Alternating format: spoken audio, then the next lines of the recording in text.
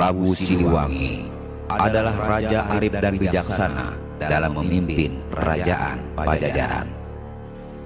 Selain terkenal sebagai raja yang dapat mengayomi rakyatnya, Prabu Siliwangi juga terkenal dengan kesaktiannya, hingga Prabu Siliwangi ditakuti dan disegani lawan-lawannya.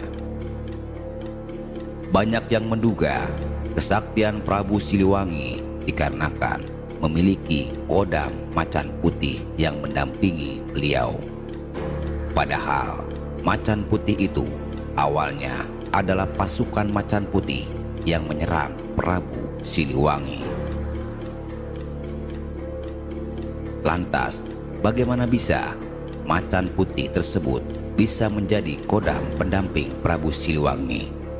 Dan benarkah kesaktian Prabu Siliwangi dikarenakan memiliki kodam macan putih?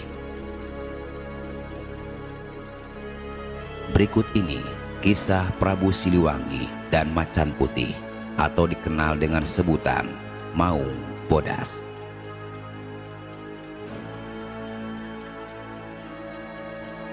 Kisah diawali dengan perjalanan rutin Prabu Siliwangi ke sejumlah wilayah untuk mengetahui perkembangan kehidupan rakyatnya.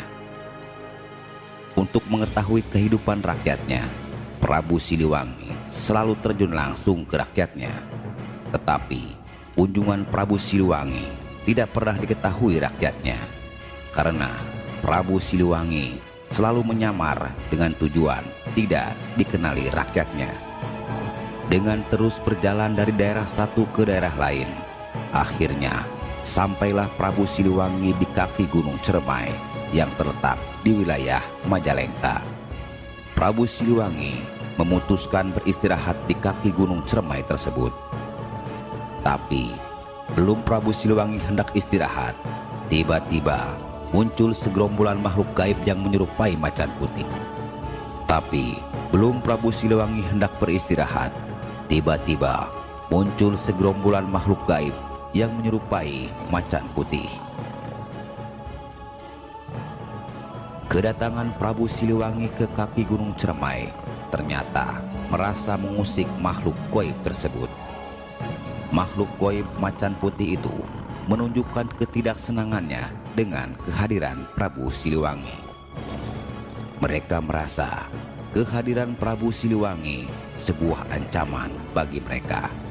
Padahal Prabu Siliwangi hanya berniat beristirahat di tempat tersebut setelah melakukan perjalanan. Tanpa menyapa, makhluk gaib macan putih itu langsung menyerang Prabu Siliwangi dari segala arah. Puluhan macan putih bermunculan dan menyerang Prabu Siliwangi dengan membabi buta. Mendapat serangan tersebut dengan kesaktian yang dimilikinya, Prabu Siliwangi berhasil menghindar dari serangan tersebut. Tapi macan putih malah makin banyak dan terus menyerang Prabu Siliwangi. Akhirnya, dikarenakan terus diserang bertubi-tubi, Prabu Siliwangi pun mengeluarkan kesaktiannya untuk melawan. Pertarungan sengit pun terjadi. Beberapa kali puluhan macan putih berhasil dipukul mundur Prabu Siliwangi. Tapi macan putih tersebut kembali menyerang, bahkan semakin banyak berdatangan. Walau dikepung dari berbagai arah, Prabu Siliwangi masih dengan mudah melawan sekumpulan macan putih tersebut. Bahkan puluhan macan putih berhasil dilumpuhkan. Karena semakin banyaknya macan putih berdatangan dan terus menyerang, akhirnya Prabu Siliwangi memutuskan untuk mengakhirinya dengan cara melumpuhkan semua makhluk gaib macan putih tersebut. Hanya dengan sekali hentakan, puluhan macan putih berhamburan dan terkapar tak berdaya. Melihat hal itu, Raja Macan Putih pun murka. Melihat anak buahnya semua terkapar tak berdaya. Dengan amarah yang membara, Raja Macan Putih itu pun langsung menyerang Prabu Siliwangi. Kali ini Prabu Siliwangi sedikit goyah dengan serangan Raja Macan Putih tersebut. Ternyata kesaktian Raja Macan Putih itu tidak bisa dianggap enteng. Pertarungan semakin sengit. Seluruh ilmu kedikjayaan Prabu Siliwangi sudah dikeluarkan. Namun Raja Macan Putih itu sedikit pun belum goyah. Bahkan Prabu Siliwangi beberapa kali terpental akibat serangan Macan Putih tersebut. Prabu Siliwangi yang merasa mendapatkan lawan berat akhirnya mengeluarkan ilmu batin yang dia miliki. Dengan memejamkan mata, Prabu Siliwangi mencari titik kelemahan dari Raja Macan Putih tersebut. Prabu Siliwangi yang memiliki ilmu batin tingkat tinggi berhasil melihat titik kelemahan dari Raja Macan Putih tersebut.